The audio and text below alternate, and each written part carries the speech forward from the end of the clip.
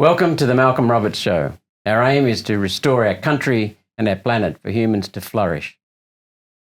This is Senator Malcolm Roberts in Queensland, Australia. Now, I meet many remarkable individuals and groups, truly remarkable. But I can say what I said on social media straight after the people I've met had a conversation a few months ago. They had the best conversation that I've ever had in Parliament. Of all the people in Parliament, these two soldiers had the best conversation. I had the best conversation with. Our guests today are two Australian Defence Force veterans, Dylan Conway and Michael Lorrigan, and a remarkable organisation changing thousands of lives around the country. Brothers in Books. We're going to talk about that. But first, thank you for having me as your guests, in your car, kitchen, shed, lounge room, TV. I don't know where you are or wherever you are right now. Sitting, standing, driving, walking, running, laying down, exercising. We know people do many things while listening to or watching the podcast. Today, we'll do what we almost always do. We'll cover governance, sovereignty, and also leadership. And just remember, the truth is the reality, and we need to live in the truth. The truth includes we love Australia and we want it back. We don't like where it's heading, we want it back. We admire our enlisted people, and we say that just about every week, but today we've got two enlisted people, and we appreciate their courage and their service. And we love Western civilization and what it has given our human species. And today we'll be delving right into Western civilization, the roots of our civilization. Now, our two themes are freedom and personal responsibility. And these two men demonstrated in droves. History proves repeatedly that freedom and personal responsibility are essential for human progress in people's lives. Human history, when we look beyond the few grubs, the few villains and exploiters that get publicity, we see a wonderfully positive story, and quite often we lose track of that in our country. While I'm not suggesting we ignore the villains and the exploiters, nor the pain and the hurt and the havoc that they wreak on innocent people, when we look into them and beyond them to understand the bigger picture in human evolution and progress, we see humans are marvellous. Now, today, it's fitting our topic because in Senate estimates, I recently raised issues about the Australian Defence Force and the senior brass. So I want to introduce our two guests. Dylan Conway. Welcome, Dylan. Thanks for having me, Malcolm. It's great to see you again. Served 12 years as an infantry officer within the Australian Defence Force until he was medically discharged due to an unrelated disease. After suffering with the disease for 2 years, Dylan went on to establish a mental health charity, Brothers in Books, and we're going to talk about that. That supports all first responders through the time-tested use of bibliotherapy. It's not just soldiers. Yeah, that's right, Malcolm. So we originally started out just supporting veteran centres. Then we moved on to supporting current serving soldiers. And now we're doing a number of police stations right around the country, so the emergency services as well. And now we're trying to change the culture within for-profit organisations to encourage reading as a habit for their staff, as a practical way to support their staff with their mental health, but as you touched on as well, personal responsibility of education so that people can begin to flourish in their own lives and organisations can support them to do it. So in the future, you could see this moving into paramedics, you could see it moving into medicine and any first responders. Absolutely. So we've got hospitals at the moment requesting community libraries. I've just had a discussion with Queensland Ambulance Service as well. And a lot of the time in these large organisations, I think the ADF per capita or per employee would be the 7th biggest organisation in Australia. If they can continue to create that self-responsibility in their soldiers or in their workforce and encourage that education, then we're going to have a lot more people on the back end of their service being able to contribute more to society as a whole. So I think it's a good sort of partisan thing to do is encourage further education for all Australians. And I want to thank you for your service to our country. You've been overseas in the theatre of war. So what Dylan does is he creates community libraries all over Australia for emergency services. He's fundraised over $150,000 for other charities and is passionate about the education and mental health sectors within Australia. And what struck me about the conversation we had last time, one of the many things that struck me, Dylan, was the fact that you develop in people, that people develop through your channel. meaning and purpose. And then they're off. They might be in the doldrums, but they're gone. They're off. Yeah, that's right, Malcolm. And there'll be a lot of people listening to this podcast today, I have no doubt, that have read a book at some point in their life, and the intrinsic meaning and the lessons and the values that they've learnt through that reading has changed the course of their life. And these books are sliding doors for people, and you can just have a look at a number of people that we look up to in society, whether they're wealthy or happy or all these things that we aspire to be, or a lot of people aspire to be, and you don't need to look too far for the books that have shaped them. You know, in America, we've got people like Bill Gates, Elon Musk, Oprah Winfrey. All these people have one thing in common, and that is when they were young people, they were reading a myriad of books. It's one of the most determining factors and habits that people can have to determine their long-term wealth and success. So I think as a country, the best thing that we can do is to continue to promote education, not just for our children, but for adults as well. It seems bizarre to me that we put so much importance on education of our own children and send them to school for 17 years. And outside of higher education like university, once we reach the age of 22, 23, a lot of people don't do that professional and self-development themselves. So that's what the charity is all about, getting older Australians, but more Australians, back into the books, back into their own education, developing more self-responsibility, and then they're able to have more self-efficacy and control over their lives. And there's a lot of great books out there that may just change those lives too. Well, I know that I was appointed, when I graduated from uni with an engineering degree, I decided I better go and learn something. So I worked underground at the coalface for about 3 years. And then I did other things overseas and rose quickly through the management ranks and became a mine manager, which is pretty onerous responsibilities at a very young age. And I just happened to have heard about In Search of Excellence, that wonderful book by Peters and Waterman, first major business book. And I was reading it and I couldn't put it down. And I thought, F it, this is common sense. All the things that I thought that were wacky about me, I wanted to do, I thought, no, this shows that the leading companies in the world are doing it the right way. And that changed my life completely because I just did what I knew to be correct. It's incredible, Malcolm. And, you know, what I encourage young people now when I'm talking to schools and universities as well is, you know, find those people that you look up to in your own personal life and ask them, what are the books that made their life, and just bring that conversation to the forefront to start generating that value of curiosity all around Australia. I won't say which nutrition company it was, but there's a large supplement company here in Australia. They've got about 68 stores, and I was with the CEO and I let him know what I did. We encourage reading. We set up community libraries all over Australia. And this man is the CEO of 68 different stores doing very well for himself. And he said, I don't know the first thing about running a company, but I read one book, It's Good to Great by Jim Collins. And now every year, all I do is I reread another chapter, and that's what I implement for the year. And that's how I've been running my business for the last X amount of years.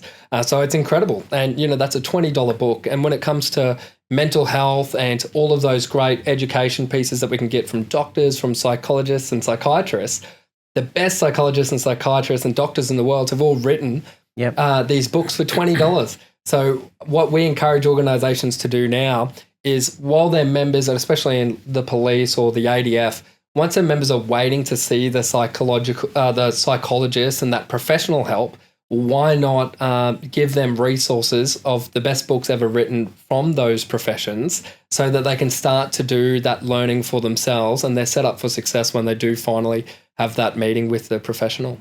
Don't you love his passion and his commitment to this and his knowledge? And really what Dylan's doing is giving people who read his books the access to the best brains throughout human history, from the ancient Greeks, the ancient Egyptians, right through to the present day. So that's what's remarkable about books. Let's move on to Michael Lorrigan. Welcome, mate, and thank you for your service. Thank you for having me, and it's an honour to be here with Dylan today. It is an honour to be with Dylan. You've served with the ADF as an armoured officer, serving on operations in the Middle East as part of the unit 2nd 14th Light Horse Regiment. That's correct. Perfect. I got that right. Where you served as a reconnaissance armoured troop commander. And with your team, you were involved in multiple enemy contacts and combat missions. Since returning from your deployments, Michael, you've been a keen businessman, a very successful businessman. You've set up your own franchise, which is? 214 Coffee Company. Thank you. I wondered from your words. Yeah, so Keep look, going. you mentioned success, and it's taken us some time to reach that point. We, as a hospitality company... It wasn't overnight. It wasn't easy. It wasn't, especially when you throw a global pandemic into the mix. We were flying nine locations up until 2020 before COVID struck us and took out 6 of our locations. We've since rebranded, rebuilt. And 6 of 9.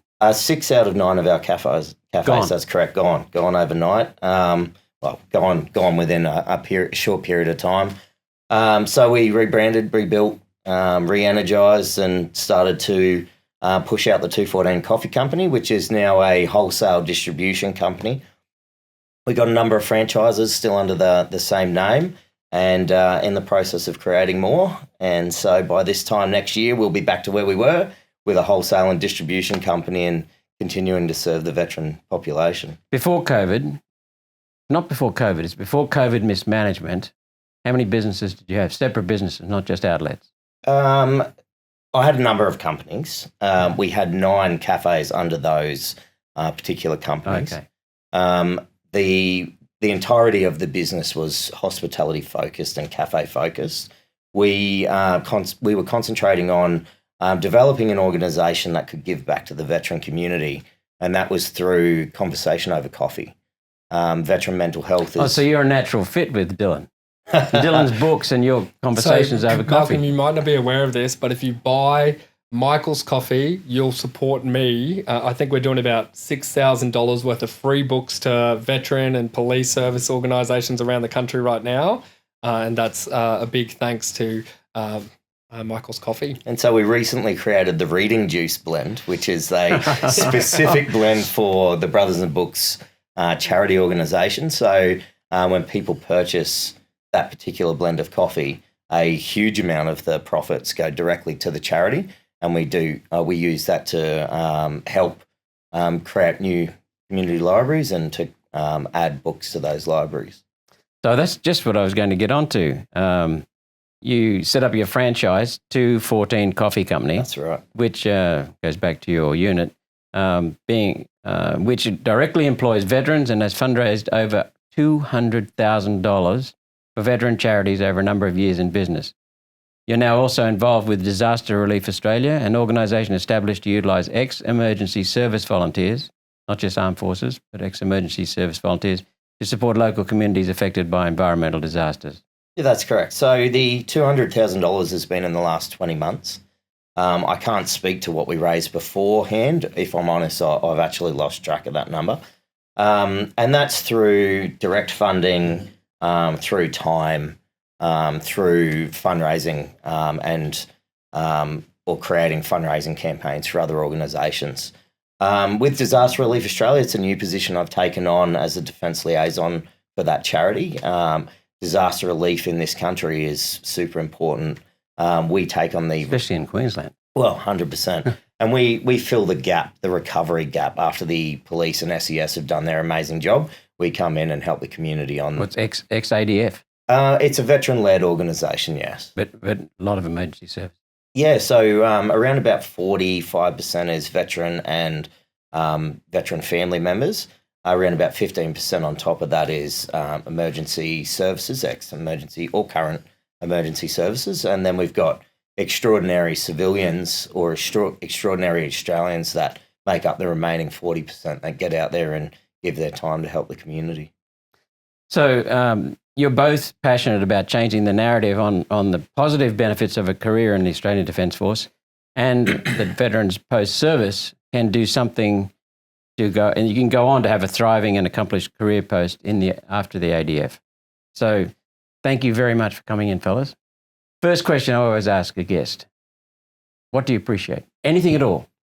What do you appreciate? So I appreciate curiosity, especially in conversation, and it's what's drawn me to yourself, Malcolm. I think what I really appreciate is people getting to the crux of things, but also having an open mind enough to see things from both sides, assess them based on the merit with our own experiences, upbringing and education, and then being open to changing that opinion in the future when new information comes to light, and I think that's so important. The strength of character is important. Absolutely, and it's funny for me running a charity that encourages reading. Whenever I receive a potential extremist sort of opinion on something, and my sort of go-to reaction to that is keep reading more books because potentially you're incorrect. But someone that admires philosophy and that sort of that curiosity is open to potentially being proven wrong in the future, and I think that's so important for individuals to have, especially these days. Thank you. And Michael? Well, it's not a question I was expecting, but I guess my appreciation is based on my ability to serve. So everything I have now is based upon the fact that I was given the opportunity to join the Australian Defence Force, was trained and given the skill sets from the Australian Defence Force, which has allowed me to do what I do now. Well, I remember I was leading a very large and highly complex underground coal mine in central Queensland, pretty unique things from right around the world. And I just happened to have a consultant who was ex-Army. He was really switched on. And it became clear to me that the Australian Army, back then anyway, did things in a very basic way and very, very solid, and built a very strong sense of culture and based on mateship. And that I put to some of the senior Defence Force people is the most significant strategic weapon we have. 100%. I think, I as I say, and I don't say this lightly, everything I have in my life is due to my service in the military. Mm-hmm. It's due to the fact that I was given the opportunity to be mentored by some of the most amazing Australians that we have. I've now, over the last few years, been able to give back to the veteran community, and I could only do that with the skill set that I was given by training at RMC and serving overseas and serving in Australia. And the Australian Defence Force is unique in that very strong sense of camaraderie and mateship. But you also, through your teachings in the Australian Defence Force, build upon that legacy of military commanders and contributions throughout history. So you go right back to the Greeks, and all the lessons would be ingrained in that through the books within the army. Sure, yeah. I mean, I imagine back in the ancient times when there's Greek centurions standing around, I imagine that the two of them were standing there talking about how Alexander was performing poorly in their opinion and all of those sorts of things. I imagine the military hasn't changed much in the form of mateship and camaraderie for thousands of years. Well, let's go back. Where were you each born? So I was born in central Queensland, Malcolm, in Rockhampton, but I grew up in Biloela, which is also central Queensland. And my family was working in open cut coal mines. So my father was a boilermaker by trade. And Which mine? Being a superintendent. He was at Marra Mine. Oh, yeah. Of course, Callide Mine is where my brother did his apprenticeship. And that was what motivated me to join the Defence Force. And similar to Michael, like I have only positive things to say about my experience within the Defence Force and the opportunity that it brings. But for a young man growing up in central Queensland, looking at the prospects of going and doing what you did, working in a complex and tough environment in the mines, I said I'll do some travelling and put myself into a different tough environment, which was joining the Australian Army. So that was my motivation for joining. And it also helped as well.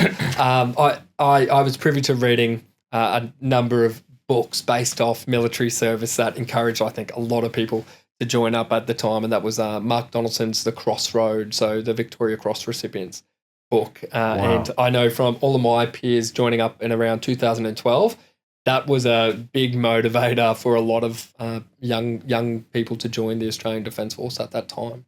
Okay, and Michael, where were you born and what influenced you in the early years? Well, don't hold it against me, but I'm a Kiwi. That's all right. I thought you were about to say you're a blue. No.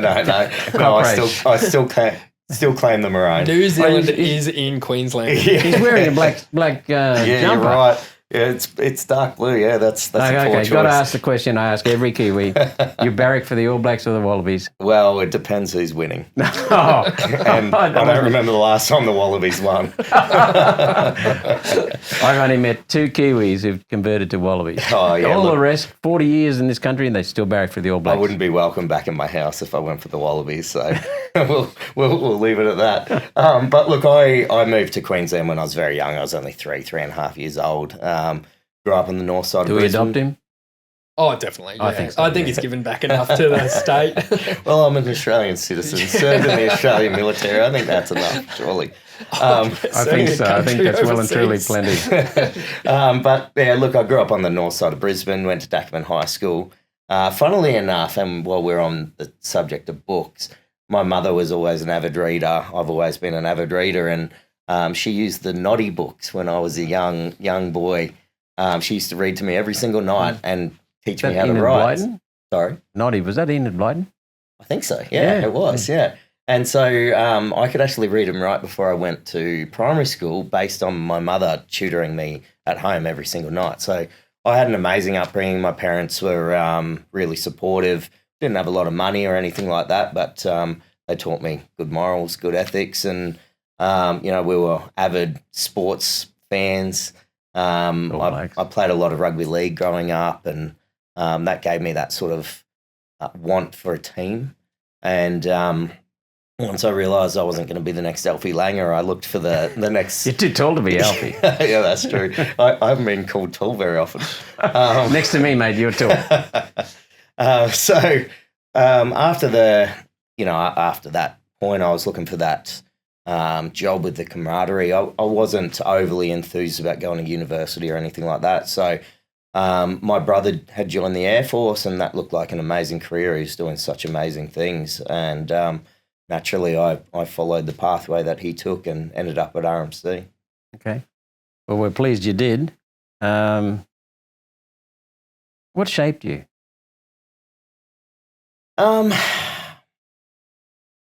There's a couple of things that probably stand out to me, and I know this probably comes across as being quite cliched, but I will never forget my father coming into me in the middle of the night when the September 11 tragedy occurred. And how old were you then? I was in early high school. I was 2001, so 13, 14 years of age. And him waking me up and saying, "You'll never believe this happened." And I went, it wasn't, half asleep, didn't really think too much of it. Woke up the next morning and it kind of clicked to me. And obviously that was such a key focus of our entire world for weeks, months. My brother at the time was looking at joining the military. And so I've got, on one hand, this event that's likely about to lead us into war. And on the other hand, I've got a brother who's about to join the military. And so naturally, I saw that as a pathway to take my life. As I wanted to serve. I was seeing my brother who wanted to serve. We have this huge new enemy, as I thought about it as a 13-year-old kid, and that really shaped the direction of my life. Thank you. And then you ended up being in the Middle East, which followed on from the 9/11 probably. Yeah. Well, I mean, I went over there in 2010, and we'd had a lot of guys in the Middle East for years up to that point. I served in a particularly difficult period of time in 2010. We had the highest conventional losses during that period since Vietnam. Unfortunately, I commanded through some of those deaths and some of those significant woundings. Again, to say that I regret that time of my life, I absolutely don't. It shaped who I am as a man now and shaped my want to serve the community. So yes, I think that 2001 incident that led me to 2010, which led me to now, is there's a clear pattern that shaped my life. And how about you, Dylan? What was significant in Europe? What shaped you? So I moved out of home quite young. So I moved out of home when I was 15, and what meant the world to me as a young fella was my peers and my mates and my friends, which I think is pretty similar for a lot of young male Australians. And for us, for myself, I thought that joining the Australian Defence Force was going to be an extension of what was important to me, and it certainly was. And Michael could talk about it as well. But what he didn't mention is that camaraderie and teamwork that you get from the Defence Force, which I think is excellent. And I know it's a young man's game or a young person's game, the military, but I think the discipline, the camaraderie, the teamwork, and all those lessons that you get from that service as a young person are just second to none.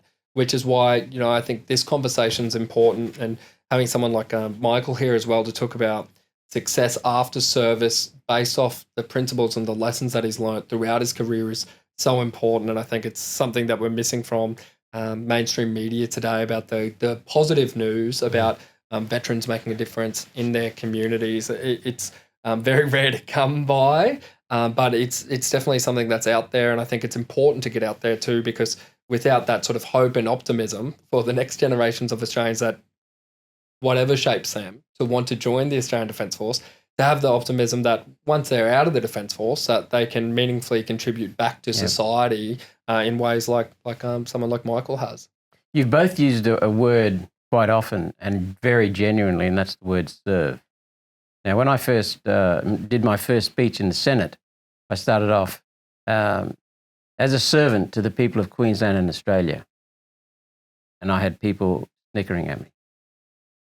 There's something wrong about service and serving people. To me, there's no higher calling than that. And you guys demonstrate that through your lives and through your words right now. But when supposedly the top building in the country snickers at someone being proud of serving people. It was a good quote, Malcolm, by Jay Shetty, and it's if you want to be successful, work, but if you want to be happy, give. And I think that's service through and through, altruism, and whether or not it actually exists, altruism, but definitely, it's one of the most, they talk about in different books and psychologists, but yeah, it's a surefire way to bring some positivity into your life is to start thinking about other people. And yeah, it's just such an easy thing to do. Whenever I meet someone in my talks and stuff like that, that's going through a difficult time or perhaps, is facing depression, and we all go through those highs and lows. But what I encourage them to do is if they've got a partner, I say, what you do is go straight from this speech, go to a florist, buy your partner some flowers just because, and give them to your partner, he or her, and tell me how you feel after that when you've thought about somebody else and you've done something spontaneously nice for them. It's a great way to break out of a sad trough. And I think I can speak. Sorry, Malcolm. I think I can speak for both of us when I say that we weren't born to serve or anything like that. We learnt to serve based on what we saw in the community at the time. I think based on the situations that we saw in the world, I think that's what really led us down that pathway of wanting to serve. I certainly don't think there's any particular personality trait or particular person who's born in a certain way that ends up serving their community. I think everyone's got the potential to do it. And I think it's just that want that we saw from what was happening at the time that really led us down that pathway. And there's nothing in the three of us that says anything about being servile because we serve. Certainly not. It's the opposite. And we're not masters, but we're not servile. It's extremely important for people to understand that. So I'm going to ask you my first of my formal questions that were developed, and then I'd like to get on to brothers and books. So what did you like, or what do you like about Australian Defence Force service? So what did you enjoy about it? So for myself, I think there's so much opportunity at the junior command level to bring in innovation, and I think that's something that should be harnessed more. So for young leaders, they're running their own rock show. So I was 21 in charge of, I think, my platoon sergeant at the time. He'd been deployed to Afghanistan twice or three. What was your rank? I was a lieutenant at the age of 21 in charge of about 36 men and women. But the senior soldier of that platoon that I was in charge of had seen operational deployments up to 3 times off the top of my head.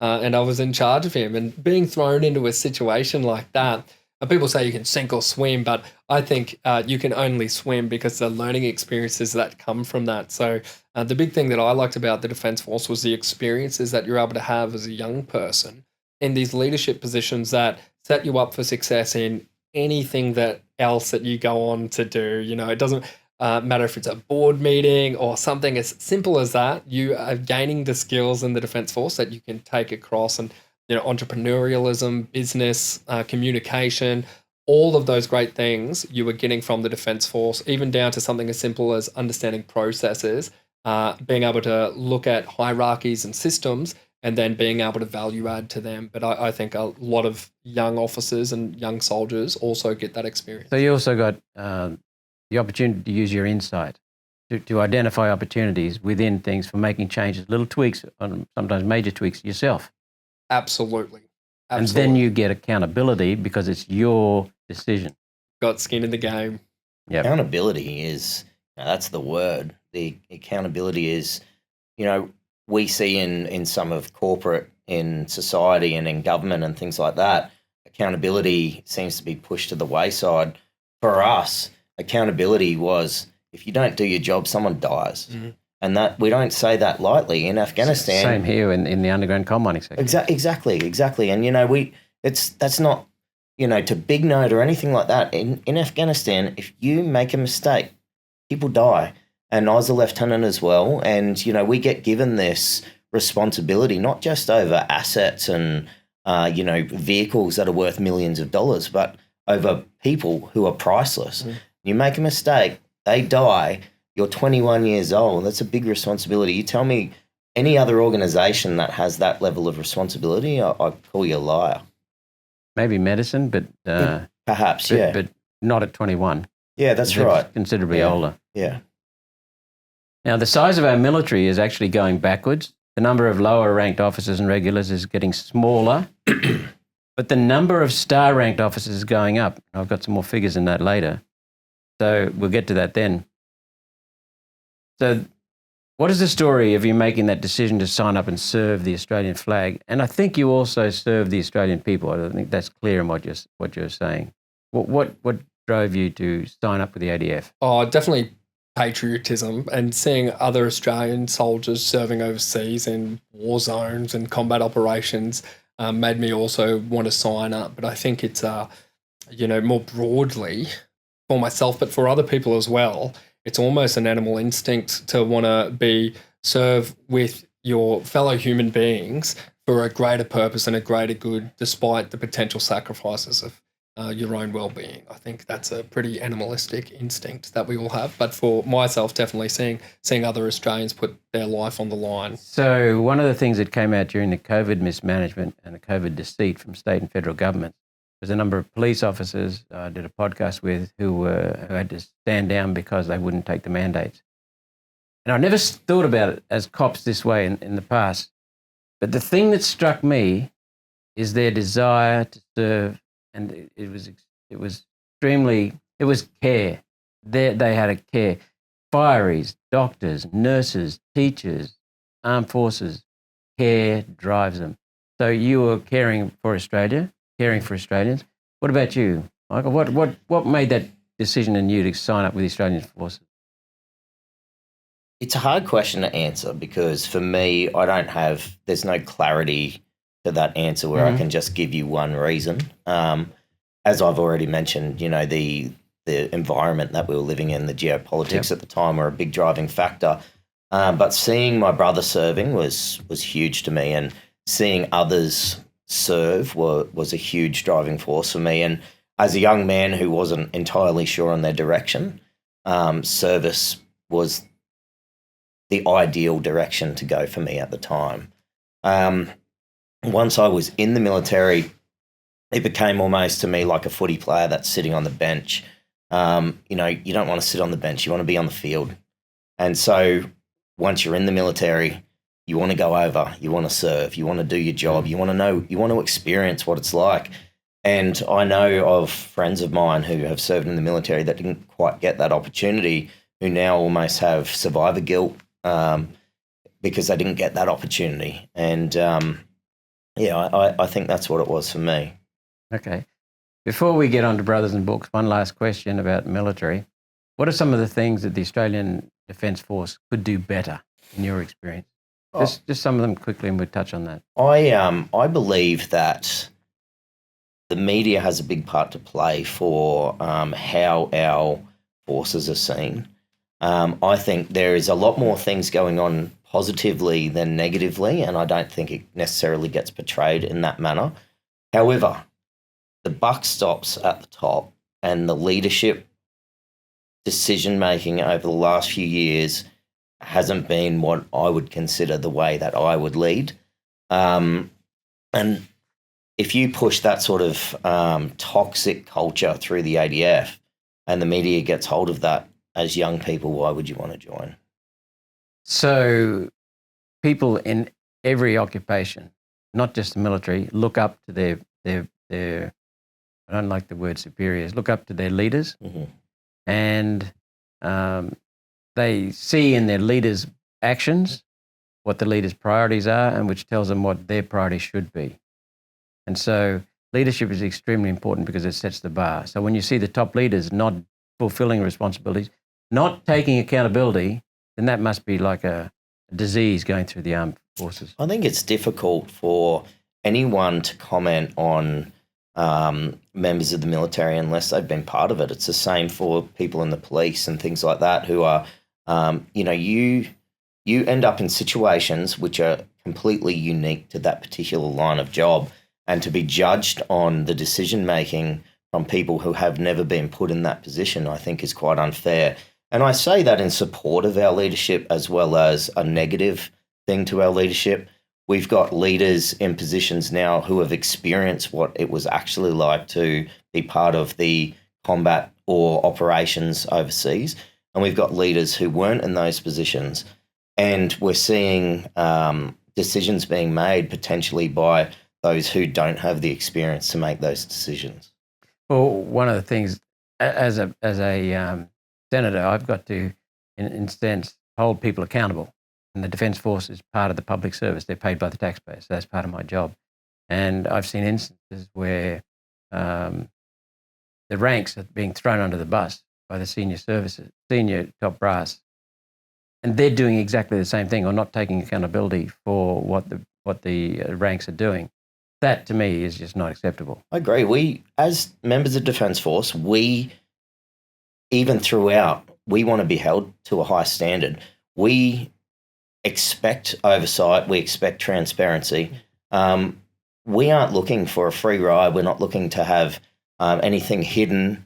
But this transparency goes both ways. And throwing an individual under the bus without due process is not what we should do in Australia. It's not how we process any court, or how, we shouldn't process anything like that. And individuals being thrown under the bus without due process, individuals who are guilty by media before they get the opportunity to defend themselves, this is un-Australian and it's not acceptable. Yep. So how about you? What things could the Australian Defence Force do better? Yeah, so the Australian Defence Force is funny because it's sort of a dictatorship within a democracy, isn't it? Because it's quite a large population of people that don't get to decide who their leaders are. But going on from what Michael said, I think transparency and communication. So a number of years ago, and I can speak to this, it's an open source document, the Australian military and the Australian Defence Forces, or at least the Australian Army's guidance for what we were to prepare for in terms of future conflict was a thing called accelerated warfare. And the layman's summary of what accelerated warfare is to be ready for anything. And for me as a young officer, it reminded me of that Chinese proverb about the archer without a target will always miss. And so I was actually really looking forward to a change in leadership within the Australian Defence Force, just to have a new leader come in and redefine their strategy so it was more poignant, and so I could train appropriately to meet an objective as opposed to just meet all objectives. And unfortunately, that didn't happen with the extension of the current CDF. So that accelerated warfare strategy maintained. And at the lower levels, what that makes it hard to do is train towards a common purpose and a common goal, and also for junior leaders be able to communicate rationally what it is that they're trying to do. So I think more internal communication from senior leaders in the Australian Defence Force about what they expect from their people and what they're doing to support those people achieve the end goals that they set would be amazing. And it seems like such a simple thing to do. And for whatever reason, potentially over the last couple of years, even just more transparency and more communication from senior leadership to rationalise and justify their decisions would have been great. And whether you agree with all decisions or not, oh well, that's life. But to understand why the decisions were being made, that would have been amazing for myself, but also for the majority and for the most important people of the Defence Force, which are the soldiers that make it up. That consultant that I was talking about in helping us develop that mine in central Queensland, he said that in the Australian Army, you never give an order. You don't give an instruction. You say, hey, Dylan, can you do this, please? But Dylan knows when I ask the question that he has to do it. But it's never rub your nose in it, whereas in some other forces, it is. It's very much an authoritarian. Is that so? We get taught, our leadership education is phenomenal, Malcolm, absolutely phenomenal. That's what I picked up, excuse me, from John. I realised that. And so that might have been the case, and potentially it still is, right? There's a lot of decisions being made and a lot of orders being given per day all across the country. But the big thing that we get taught in leadership, which is why it's disappointing when you don't see it in other people, especially within the ADF, is if you were going to give a task or an order, you should also give the purpose and the reasoning behind why that order is being made. And I think, unfortunately, that hasn't been going on or being done within the Australian Defence Force internally from the senior levels potentially. We were taught from day dot that commander's intent 1 up and 2 up is the most important thing. And to give context to that, as a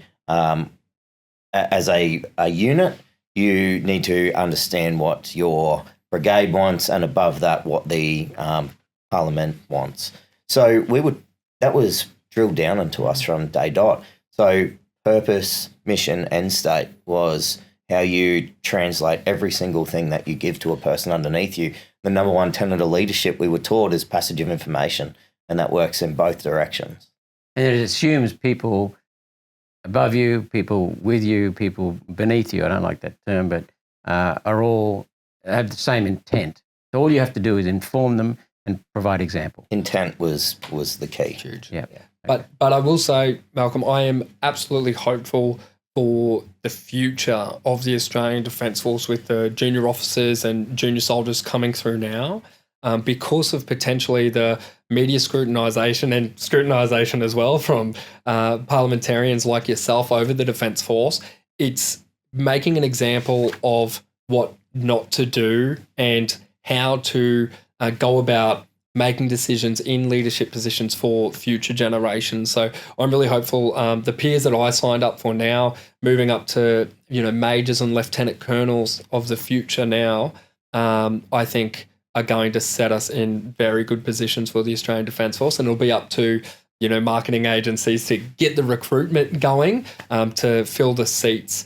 Because what isn't talked about, and I will say another thing that I'd change about the Australian Defence Force and what's not talked about the current recruitment crisis and retention issues within the Defence Force, they go hand in hand. Yeah. Because officers like myself, like Michael, but also soldiers are having to fill multiple positions within the Australian Army for the same paycheck. So I know when I medically discharged from Defence, I think I held 3 different positions, and that was because no one else was there. And so that creates a snowball effect. The people that we do have are getting worked to the bone, to the point that we're seeing on the back end with DVA and people leaving, that they are having issues with their mental health, etc. And that's because of overwork, burnout, and that constant stress.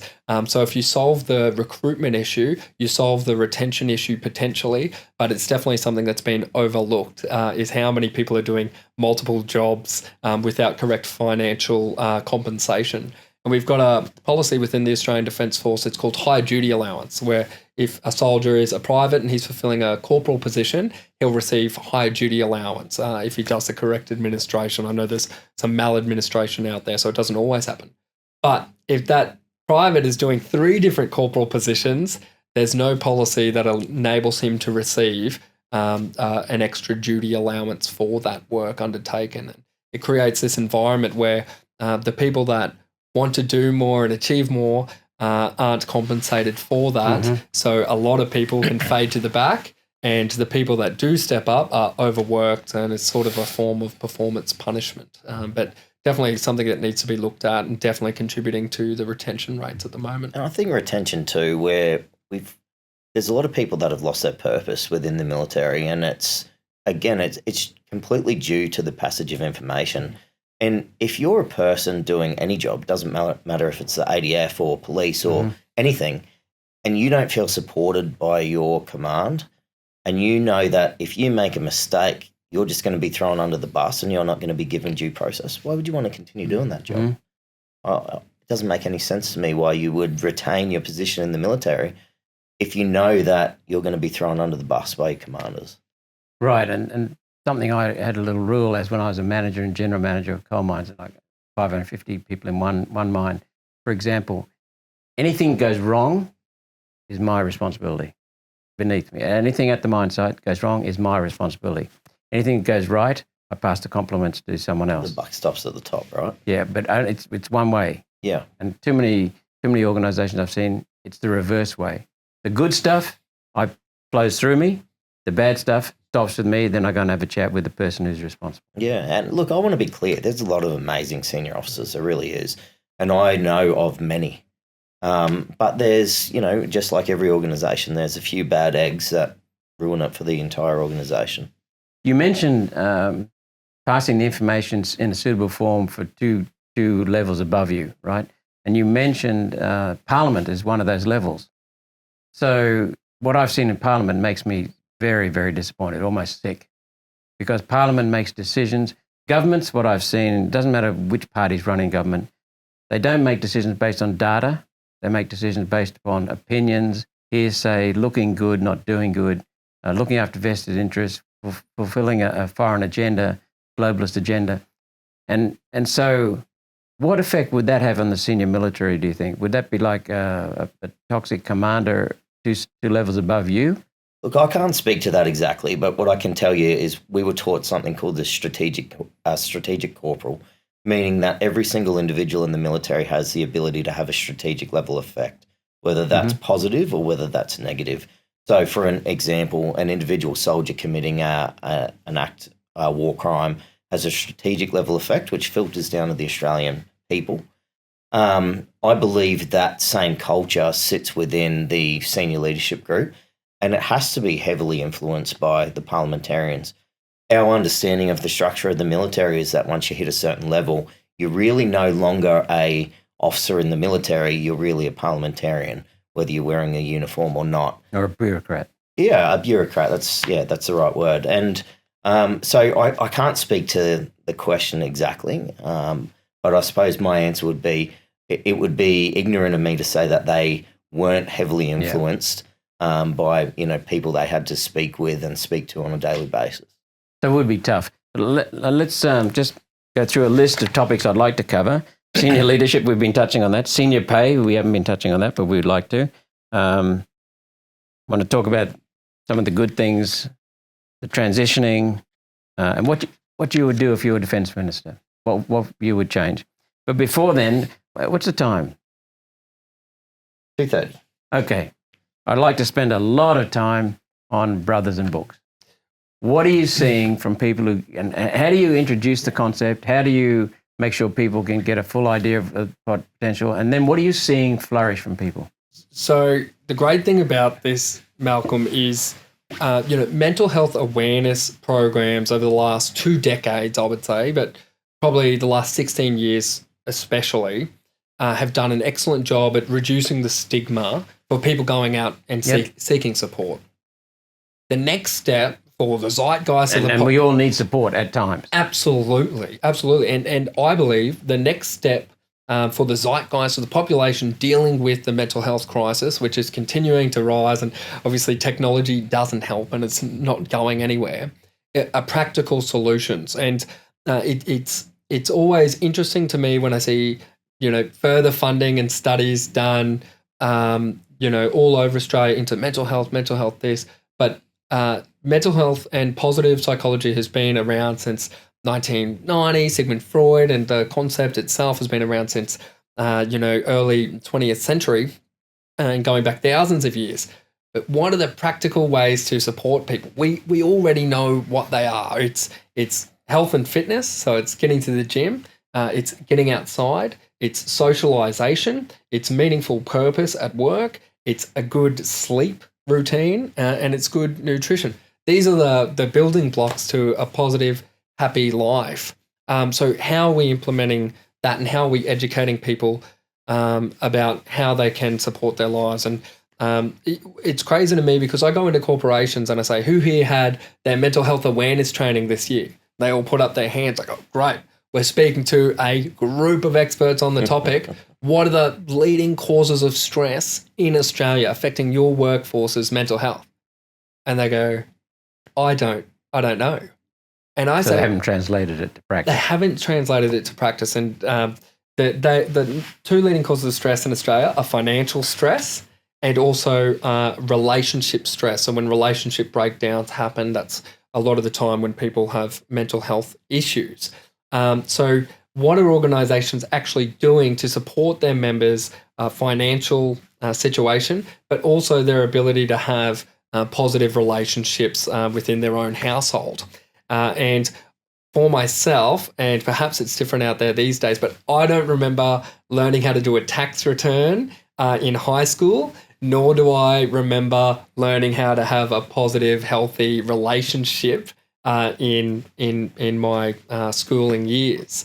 And so what we're saying to people at Brothers and Books is all of this information is found in the pages of a $20 book. And it might be Robert Kiyosaki's book, Rich Dad, Poor Dad, to manage finances, or it could be found in the pages of Men Are From Mars and Women Are From Venus, from John Gray. What a great answer. Keep going. To have positive relationships, right? And those two books are $20 each. What a easy way to implement a support mechanism in your workplace to go out and buy those two books and give them to your staff members. Make them do a book review on the knowledge that they learnt within those books without having to see a financial advisor who's read the book and taken all the concepts from it and just implemented him himself. Is start these community libraries within your workplace. Drive education on the importance of health and nutrition, on the importance of getting outside, on the importance of knowing financial ins and outs. And what you'll see is you'll find that your employees are slowly but surely working their way to their self-reliability to be able to look after themselves when they go through those ups and downs in life and face different mental health struggles, which we all do. So as far as I see it, and I'm super biased and passionate about it, obviously, but I think one of the most cost-effective ways that organisations can truly change the culture of supporting their members when they do face mental health struggles is investing in simply a bookshelf and the educational resources through books to support their staff. And when you really think about it, all forms of self-development come through some form of knowledge. It might not be books. It could be a podcast. It could be a speech. You could spend $5,000 having a psychologist come in and speak to everybody, and it'll reach the audience that's there on the day. Or you could buy $200 of the best psychological resources in the form of books ever written, and they can stay at your workplace permanently to help the staff there. One of the things that I've been involved with is Montessori education. And children from 0 to 6, even beyond that, have what they call sensitive periods. And you might be a 3-year-old and you're just avidly tearing up the English alphabet, you know, you're just lapping it all up. Maths you're not interested in. You might be interested in maths. The guide in the Montessori classroom just watches you and says, after a while, Michael, you've done a lot on maths. Why don't you have a look at some of these letters in English language, you know? And so they're just there to guide. But now I get it. Because when you send in someone to address the corporation, to address a training class, you're assuming everyone has the same need at the same time. But with a book, you can be sitting there on the shelf and you can come back and say, where's that book? I need it now. And 3 years later, you come back and you grab it and it makes perfect sense to you. You're in your sensitive period. 100%. And you can always lead a horse to water, right? And you can't make it drink. But what Brothers and Books, the charity, does is we get the best water, so the best books, and we put it as close to the horses as possible within different organisations. So when the horse is thirsty, they can find the water that's going to help them at that point in their time. So that's what the charity does. And as far as I'm concerned, and like I said, we're spending about $6,000 a week at the moment setting up A week? community. That's correct. That's $300,000 a year. That's what we're looking at currently for the requested community libraries. But where there's a will, there's a way, and we'll keep pushing out these community libraries to different organisations, and slowly but surely turn the tide of thinking about reading not just as something as nerds do or something silly like that. We get in, special forces soldiers to, people look up to these sorts of men and women, and get them to say, hey, I would not be where I am today if it wasn't for the books that I read when I was younger. And if we keep pushing the narrative about bibliotherapy and the importance of reading and instill that habit into the next generations of Australia, it's only good not only for the mental health of our population, but also for the economy. And when you look at countries like, it's a bad timing to mention Israel, but resource-poor countries like Israel that invest in education and business and entrepreneurialism within their society so that they're able to make an economy out of nothing, essentially, just through their intellect. Yep, you're right. Then why aren't we doing that in Australia? And not just rest on, our natural resources, but we can start to instill this entrepreneurial spirit and learning culture within the whole population. I think that is solely good for future generations. So why do you kick in money to this mob? I mean, it speaks for itself, right? Look, it does, by the way, but I wanted your view anyway. when Dylan and I were sitting down and we were talking about how if you've got a tree and a monkey and an elephant and you tell them both to climb up a tree, the elephant's going to look stupid, right? The opportunity to have books in locations so people can do education at their own pace is exceptionally important. And there's libraries going into locations that some of these people might not have the ability to get access to these books or to this education. Some of the correctional facilities, juvenile facilities, things like that. Books and education for their development is exceptionally important, but it's exceptionally important for everyone. You're never too old to stop learning, and you're never too old to start learning, I should say, or continue learning. And so it's an obvious choice for me. Education, I think, is the mainstay of every community, every society, and increasing education in this country can only be a good thing. Right, and you've heard of bootstraps? Yeah. Sam Kavanagh? Yes. One of the things that impressed me when we went out there, they had, for those who don't know at home, Sam and a few of his vets developed bootstraps, which is leatherworking, teaching veterans leatherworking. And they noticed that it was very effective therapy, because what happened is some guy, rather than be saying, hey, Michael, off to therapy and, sit down now, we're going to unload, tell us what's wrong, you're going to go, I don't trust him. I'm not going to unload on him. And so what happens in bootstraps is they're sitting at a workbench, just like in a workshop, and it's a nice environment, and all the tools are there, so it's made easy to do. And all of a sudden, after a few weeks there, someone will say to you, well, Dylan, why are you here? And the time will be perfect, and you'll say, because of this, this, and this. And so you can't force a person to trust you and to be ready to share their innermost trauma at the moment. Like you said, everyone, which we all have some form of mental health problems at times, all of us. So if someone is sent to a psychiatrist or a shrink, then they're kind of judged as.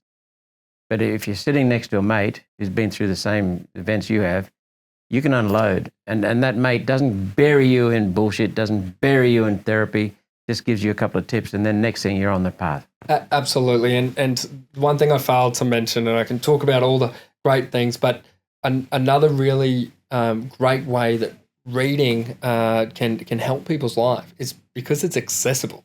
When people are depressed, unfortunately, the other good things that make us lead happy, healthy lives, going to the gym, social connections, getting out in the sun. I know when I'm depressed, Malcolm, I don't want to leave my bed. The great thing about books is it's on the bedside table as well. And so the people that are at risk of, the absolute worst spectrum of poor mental health. And we know what I'm talking about, obviously, because we've both had mates get lost to suicide. They still have those books accessible. Those are the people that aren't going to the barbecues that are meant for connections, that aren't getting out to all these great services like Bootstraps, like Men's Sheds Australia, RSLs, and all those great organisations bringing people together. Unfortunately, when they're at their lowest, that's when they're not doing these things, which is when they're most at risk, which is when I'm encouraging people. That's when you should pick up a book. And similar to the great organisation of Bootstraps, the beautiful thing about reading a book is it's just you and the author, but the author's not really there. So it encourages that mindfulness and that introspection to grab the lessons from the book and run them through your own life and see where you could improve or perhaps what you're doing wrong. And, psychologists even aren't trained to give advice. They're trained to build a environment where someone is comfortable enough so that they can find their own solutions to their own problems. The beautiful thing, and that takes about 6 sessions normally, the beautiful thing about reading is you're in that safe, comfortable environment to start having that mindfulness ran over your own life immediately after reading it, which is why reading books in my life, when I was going through 9 surgeries on my back and I was at my absolute lowest, which is why I found so much meaning in the books that I was reading. So now what I would love to see in this country is, and it sounds horrible, but we all go through it at some point in our life. When someone is injured or faces a bout of ill health, the quicker that they can stop worrying about their body and going to the gym and all that stuff and focus on their mind and pick up a book, the less mental health issues we're going to have when people are facing injury. And that's the third leading cause of stress in this country is injury, which is no surprise. And in the ADF and emergency services like police, it's even higher. So if we can encourage leaders and managers to be aware when someone is injured, obviously that's when they're going to face more mental health struggles, but to prescribe them a reading list so that whilst they're doing their rehabilitation, whilst they're doing their rest and recovery for the injury, they've got a physical book there, then they're continuing their self-efficacy, they're learning their development, so they're not feeling like they're losing all of their purpose all at once. I injured my leg while I'm an infantry officer, but now I'm reading those 10 great books I didn't have time to read when I was working full-time and healthy, and I'm coming back into the workforce now with innovation, different perspectives, different learnings, different case studies that I can implement into the workforce, and I'm looking forward to that. So one of the things, I know you were busting. No. I was literally just going to say, and that's why we support them. It's so clearly obvious why this charity deserves the respect and deserves the support. You just heard that from the horse's mouth. The things they're doing for the Australian community is just out of control. And it has gone beyond the armed forces. It's now the Australian community. Well and truly. So what you see then, and we were taught the same thing, get someone who's injured at work, back to work as quickly as possible. Then they don't start festering in their head and rotting, and then negative thoughts, and then writing themselves off. But you get them back to work, getting them to do something meaningful, not make work, but meaningful work. And there's always plenty of meaningful work around a business. But what you've also got with the book is you've got the kindling of meaning, kindling of purpose, and those 2 things alone would fix the crime problem in this state. Absolutely. Especially the adolescent crime. I know you're just... that's what's missing in these kids. These 15-year-old, 13-year-old, 12-year-old boys stealing cars, hijacking, and that they're given to some kind of program like a boot camp, hard yakker, and their lives are turned around. And you're saying you can do that with a book? Absolutely, Malcolm. And teachers in this country do an incredible job, but it is just a marketing issue. The product is good. Books are great. Look at religions, it stems from a book and people find so much meaning. Millions of people all across the world for generations. But it's a marketing problem. How do we get young Australians wanting to pick up a book?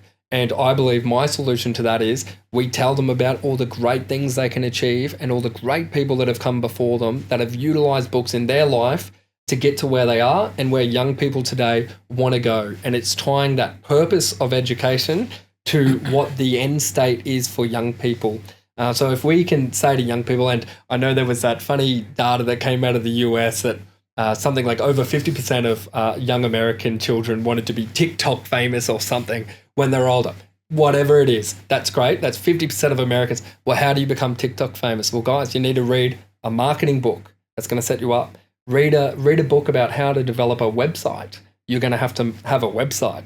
Learn about strategy. Read a book about strategy if you're going to run a business and a personal Pick the best brand. brains in the world. Absolutely. And we can't change what the children want to do, but we can encourage them to find the education that's going to support whatever their aspirations may be. So I think it's just a marketing problem. I think the government could run a He's got a good answer for everything. That's why you love him. Yeah, so just make reading cool is what the charity started out saying. And now when we give speeches, I might have already said it, but I trick the young people in the rooms. I say, who here wants to be rich? And they all put their hands up. And I say, oh, okay, well, who's that on the board? They go, that's Elon Musk. I say, he's the richest man in the world. I say, guess what he does? Reads lots of books. Always at his own pace. Yeah, that's what you said a little while ago. Yeah. Exactly right. Now, you mentioned, I didn't pick up anything from you at the time because I was focused on Dylan, but you mentioned when you've been at your lowest after your last operation, I think. Yeah. Did you ever, if you don't want to answer this question, just tell me. It's totally fine, Malcolm. Yeah. Did you ever contemplate suicide at any time in your life, or did you ever even think about it? Yeah, so I'll happily speak to this. So after my third surgery, Malcolm, I couldn't walk. I couldn't go to the toilet. I had a hole in my back about this big. Again, not because of service, just luck of the draw. And so I had this disfigurement on my body, and I couldn't see a way forward. And unfortunately for the surgeons and the doctors and the nurses, and I would have had over 50 doctors, maybe 10 different surgeons, and at least over 200 nurses, none of them knew. Over what period of time? About 2 years. So relentless, day in, day out, you're facing this. Unfortunately, I was connected to a wall. I had a machine going, and I could see a large chunk of flesh in my lower back. And it's funny, Michael and I had known each other for 2 years. He'd never seen it. And I showed him in a car ride the other day. He almost jumped out and threw up. But so here I am as a young man, an infantry officer on top of the world, really loved my team and the purpose that I got from the Australian Defence Force, all taken away from me. Just snatched. And I remember I woke up after surgery, I looked in the mirror and I just had this disfigurement on my body. And I said, well, there goes, unfortunately, my career. And I was at my lowest, couldn't walk, couldn't see my friends, started putting on weight, lost all those things that we know make us happy and healthy. And I remember I called my mother, and not to her discredit by any means, I said, Mum, I do not see any other way out of this, unfortunately. Like I think potentially this is the way to go. I can't see any solution. So that was when I was at my lowest. Unfortunately, it didn't carry through with it. And then I started to get real desperate seeking solutions. And that's when a book rocked up at my door, and that was Man's Search for Meaning by Viktor Frankl. Oh, wow. And wow. so I read that book, and there's so many great quotes in it. That just happened to bounce in there? And yeah, an old friend of mine sent it through because he knew I was having a tough time because he saw all the surgeries happening. And I read that book, and I put it down about 4 hours later after reading it, and I said, wow. I said, I might not be able to walk. I might lose my job in the future. I might have a permanent disfigurement to my body. But if someone like Viktor Frankl can go through World War II and come out the other side a better person for it, with more information and knowledge, and then support his community afterwards, then I can get through having a big hole in my back. I'm not a prisoner of war. So I picked up another book because I found meaning in that. And again, I found more perspective in the next book, and I found that I had so many things to be grateful for in my life that I stopped thinking about myself. And this is actually how the charity started. I said, well, how can I get more people in this position into reading books? Because unfortunately, there's a lot of charities out there, veteran charities out there, and support mechanisms. But when someone's isolated from the world and depressed, they're not out there seeking that support. So we're just trying to remind and find those people, hey, try picking up a book there. If you feel like there's a great quote and it says something like, you think that your problems are your own and no one else in the world has gone through them before, but then you read. And so by finding the perspective from other people's hardships through stories and reading, that definitely set me up for success, because now when I go through difficult circumstances and I even slightly think to myself to feel sorry for myself, I laugh. I go, who are you? When all these other amazing people and amazing Australians have written books about hardships much more severe and come out the other side. Yeah, I put one more step in there, and that's to acknowledge my feeling, my desperation or my upset or my loss or my grief or my sadness, and then do what you're doing. So what would you say to someone who is thinking of suicide? I would say that knowledge is power. And if you feel like there's no other option out there, widen your ability to find future options. And there's this really great book, Malcolm, and I encourage everybody to read it that I meet. And it's called Lost Connections by Jahan Hari. And it's one of the world's best research books on the topic of depression. And it goes through categorically the different things that make us feel depressed. And by using that book and its lessons as a checklist, we're able to go through, okay, well, why am I feeling like this?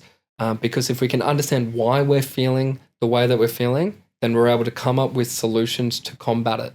But if the why doesn't exist, then there's not a lot of options that we can do to rectify it. But that book by Jahan Hari goes through step by step the different things potentially in your life that you're missing and that you can add to get over depression. And I recommend it to everybody. So Lost Connections by Jahan Hari. That's right. How do you spell Jahan Hari? I believe it's JohannHari, but he also he's written multiple good books. But I know we're short of time. If you want to find some great book recommendations, check out Brothers and Books online, and you'll also find some great coffee there as well. We skipped a lot of that. Let's go to how to connect with your work and your views. Website? Yeah, website is just brothersandbooks.com. And if you're an organizer... Is that an ampersand or an AND? So it's just brothers and the letter N, books.com. Brothers and Books? Yeah, but if you type in Brothers and Books, we should come up on Google. And if your organization, if you run an organization or if you're passionate about supporting people in your team, just fill in our form and request a community library, and you'll receive about $3,000 worth of free books to support you and your team when they no doubt face the ups and downs of life's tribulations. Any other thing people can research or resource? So we've got free reading lists on the website as well. And then at the end of the year, and I'll be reaching out to yourself, Malcolm, to get on board, but I know you're already a big reader, we run the world's coolest readathon, where we raise money for future community libraries, and we encourage people to read 5 books in 50 days. And for someone like yourself, you might scoff at only 5 books. No, I don't have the time at the moment. But it's a great starting point and challenge for people to pick up the books. And the MS Readathon do a fantastic job. But I think, why should the kids have all the fun in reading and fundraising? So we run the world's coolest readathon every year, and we normally have around 3,000 people conduct that. But this year we're hoping to have about 10,000 people read for better mental health. And a lot of the time we find the people that start doing the reading end up becoming the leaders of the next generation. So social media, Facebook, Instagram? Yeah, we're on Instagram, Facebook, and everything else there as well. On X? Not on X, no. YouTube? Not on YouTube. Okay. No. But if you check out the website, you should be able to find everything, and you can grab some. Chase it down from there. What about you, Michael? How can people get hold of you or your organisations? So 214 Coffee Company is TWO letter numbers 14coffee.com.au. You can find us on Facebook. You can find us on Instagram. You'll find an amazing reading juice blend that will support Dylan and Dylan's charity directly. But you'll also find around about 11 other blends. There's a number of charity blends that we do supporting a whole different range of organisations. It's coffee for a cause. It really is. We just about every blend has some cause that we donate to, and it is a huge amount of the profit. So very little do we keep to ourselves. So yeah, if you're looking for a good blend of coffee that'll help you get through 5 books in 50 days, then you know where to go. All right. Well, thank you. Normally I ask people for the solutions, but we have been talking only about solutions pretty much. So thank you very much. I guess there'd be a one-word solution: book. or books? Fortunately or unfortunately, absolutely. Just more reading all around. So, and a big shout out as well to any of the parents listening right now that instill that habit in their children. It really does change lives. Well, you've demonstrated listed a number of benefits of books. Gives meaning, gives purpose at your own rate, at your own, what would you call it, pace. Develops responsibility, accountability, clarity of purpose. We all have these problems, and a book a book somewhere will have the solution for you. 100%. Absolutely, that perspective. And then the last stat that I always throw out, Malcolm, as well, is just reading for 6 minutes will reduce stress by 68%. That's more effective than going for a walk. And when you become injured like I did and you can't go out for a walk, books are always there to bring down your stress levels and help you relax, much like meditation, but a lot easier. And more enjoyable, in my opinion. Well, the time has flown, and I've got another appointment. Thank you so much, Michael. Thank you so much, Dylan, for coming in. It's really been wonderful. And thank you for telling the truth, having the courage to tell the truth from the inside. So thank you very, very much. Until our next show, this is Senator Malcolm Roberts, staunchly pro-human, and you can see why. Look at these two beautiful men here. I'm very, very proud of who we are as humans, and a believer in the inherent goodness and care in all human beings. I want to acknowledge, of course, the pain that a tiny minority of our human species causes, and the pain that we all go through at some time in our lives. And then take a minute to appreciate the abundance and the potential in and around all of us. Look at the potential coming out of these guys. Look at the abundance coming out of these guys. Please remember to listen to and to love one another and spread the work of brothers and books. Thank you. Thank you very much for having us, Malcolm.